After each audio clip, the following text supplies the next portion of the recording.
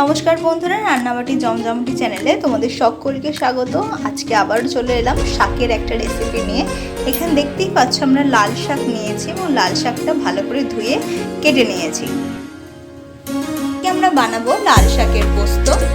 তো এখানে তার জন্য আমরা সর্ষের তেল নিয়ে নিয়েছি। তেল আমাদের ভালো মতো গরম হয়ে গেছে। এবার তেলের মধ্যে দিয়ে দেবো শাকটা।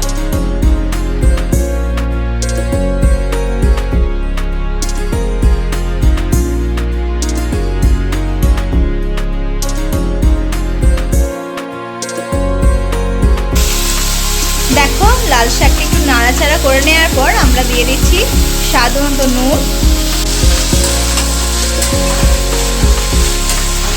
নুনটা দেওয়ার পরই দেখো শাক থেকে জল বেরোতে শুরু করে দিয়েছে এবং শাকটাও পরিমাণে কম হয়ে এসেছে। একবার ঢাকা দিয়ে দিচ্ছি যাতে শাকটা তাড়াতাড়ি সিদ্ধ হয়ে যায়।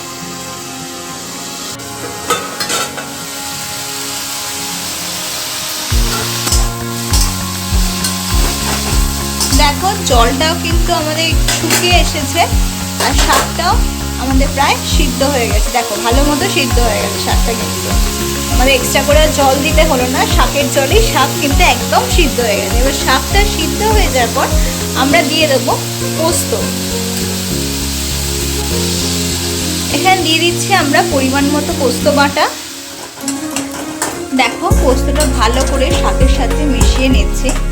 আমাদের শাক পোস্ত কিন্তু অলমোস্ট ডান, মানে রান্না করতে জাস্ট চুটকি মেরে রান্নাটা হয়ে যাবে।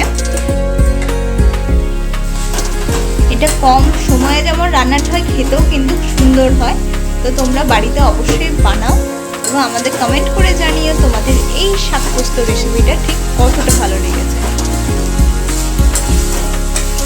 গরমের দিনে চটপট রান্না কেমন লাগছে এই রেসিপিগুলো তো অবশ্যই কমেন্ট করে জানিও।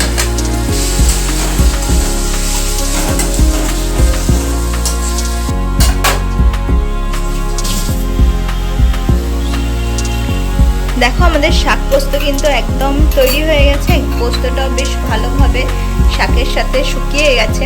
এবার আমরা নামাবার আগে একটু কাঁচা সর্ষের তেল ছড়িয়ে দেবো। যে কোনো পোস্ততে কাঁচা সর্ষের তেলটা খুব ভালো যায়। দেখো, ওপর থেকে কাঁচা সর্ষের তেল ছড়িয়ে দিলাম। এবার এটা জাস্ট একবার মিক্স করে নেবো। কাঁচা সর্ষের তেল দেওয়ার পর বেশিক্ষণ রাঁধবো না, তাতে কাঁচা সর্ষের তেলে গন্ধটা চলে যাবে।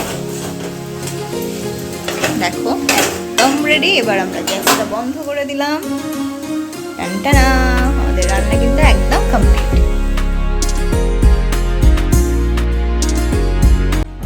তাহলে তোমরা দেখতেই পাচ্ছ আমাদের গরম গরম লাল শাক পোস্ত কিন্তু একদম রেডি হয়ে গেছে। হয়ে গেল না গরমের মধ্যে চটজলদি একটা রান্না। তো তোমাদের এই চটজলদি রান্নাগুলো কেমন লাগছে অবশ্যই কিন্তু কমেন্ট করে জানিও। আর তোমরা যদি আমাদের চ্যানেলে নতুন বন্ধু হয়ে থাকো তো চ্যানেলটা সাবস্ক্রাইব করে নিও, পাশে থাকা বেল আইকনটা প্রেস করতে একদম ভুলো না। চলো টাটা, আবার দেখা হয় পরে অন্য কোনো নতুন ইউনিক রেসিপির সাথে।